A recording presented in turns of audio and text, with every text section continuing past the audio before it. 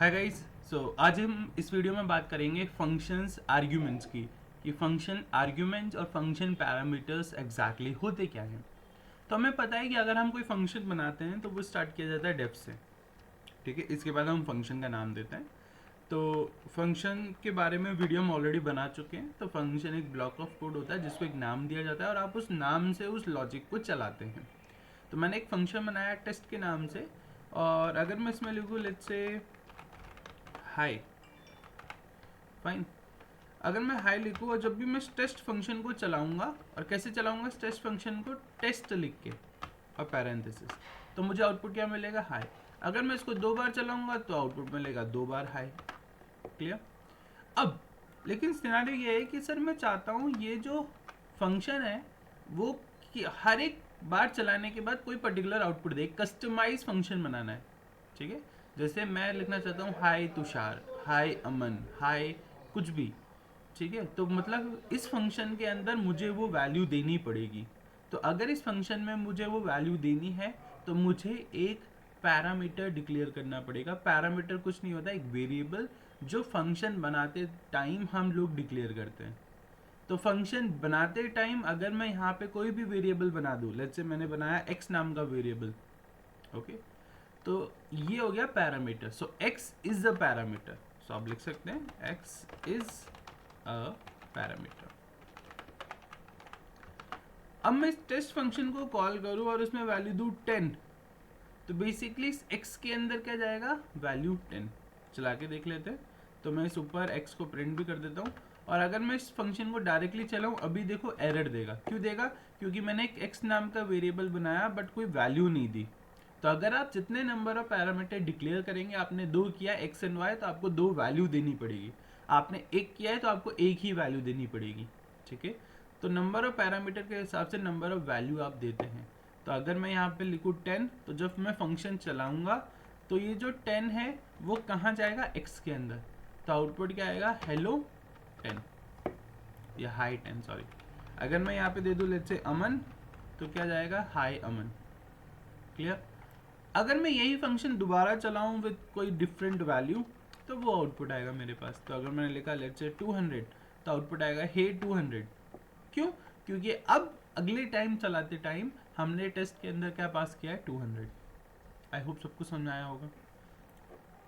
सो यहाँ पे जो ये 200 है या फिर जो हमने अमन पास किया है, इसे बोलेंगे आर्ग्यूमेंट्स। तो आर्ग्यूमेंट क्या है, द वैल्यू और द वेरिएबल जो हमने फंक्शन को कॉल करते टाइम पास किया।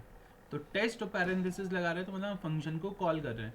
तो अगर कॉल करते टाइम अगर आप कोई वैल्यू दे रहे हो, उसे हम बोलते हैं आर्ग्यूमेंट।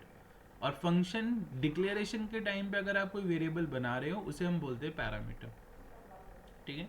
ऑल्दो ये टर्म्स इंटरचेंज करी जा सकती है, ठीक है। जैसे पैरामीटर को हम कई बार फॉर्मल पैरामीटर या इनफॉर्मल आर्ग्यूमेंट बोल देते हैं, और जो आर्ग्यूमेंट है इसे कई बार हम फॉर्मल आर्ग्यूमेंट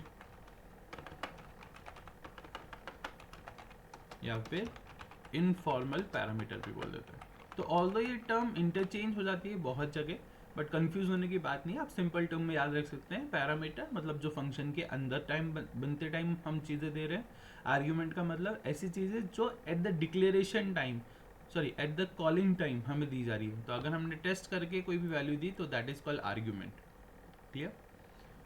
सो अब देखते हैं कि हमारे पास टाइप ऑफ आर्ग्यूमेंट कौन कौन से होते हैं, ठीक है। सो अगर हम पाइथन में बात करें तो टाइप ऑफ आर्ग्यूमेंट हमारे पास सेवरल टाइप के होते हैं। जैसे पहला आता है रिक्वायर्ड आर्ग्यूमेंट, कि किस टाइप से मेरी वैल्यू पास होगी वो दिया जाता है सबसे पहले। इसके बाद हमारे पास आता है पोजिशनल आर्ग्यूमेंट। इसके बाद आता है हमारे पास कीवर्ड आर्ग्यूमेंट। ऑल्दो कहीं पे भी लिखा हुआ नहीं है, बट एक नया कॉम्बिनेशन हम यूज़ कर लेते हैं कई बार, that is called positional plus keyword का, ठीक है। ऑल्दो ये डॉक्यूमेंटेशन में आपको मिलेगा नहीं, बट हम कॉम्बिनेशन में इसका यूज़ कर लेते हैं। And the last one is variable length argument, ठीक है। तो एक फंक्शन बना के देख लेते हैं जिसके अंदर 2 वैल्यू होगी और चेक कर लेते हैं। तो मान लीजिए मैंने एक फंक्शन बनाया ऐड नंबर का, इसमें मैंने 2 value the x and y, और मैंने प्रिंट करा दिया let's say x plus Y. तो मैंने एक ऐड नंबर नेम से एक फंक्शन बनाया which is going to accept two values, जो दो वैल्यूज लेगा x एंड y की, और दोनों की वैल्यू को ऐड ऑन करके दे देगा। अगर मैं ये ऐड नंबर चलाऊं और इसमें मैं दूं सिर्फ 10, 20, तो एग्जैक्टली आउटपुट आना चाहिए 30। बट अगर गलती से मैंने यहाँ पे सिर्फ एक ही वैल्यू दी थी तो एरर देगा। क्यों देगा? क्योंकि फंक्शन बनाते टाइम मैंने दो वेरिएबल बनाए बट वैल्यू एक ही दी। तो अगर आप वैल्यू एक ही दे रहे हो, आर्ग्यूमेंट एक ही दे रहे हो, तो it will give you an error. तो ये चीज़ हम लास्ट टाइम पढ़ चुके हैं, ठीक है।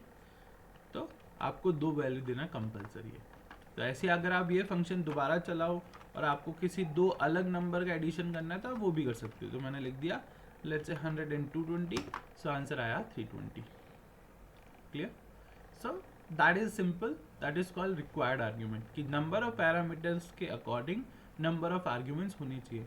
मैं ना ज़्यादा दे सकता हूँ ना कम दे सकता हूँ। अगर मैंने दो पैरामीटर बनाए हैं, तीन वैल्यू दे रहा हूँ तो एरर देगा।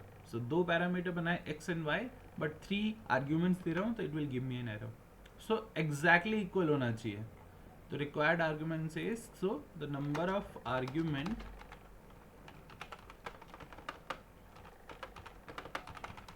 should be equal to number of parameter।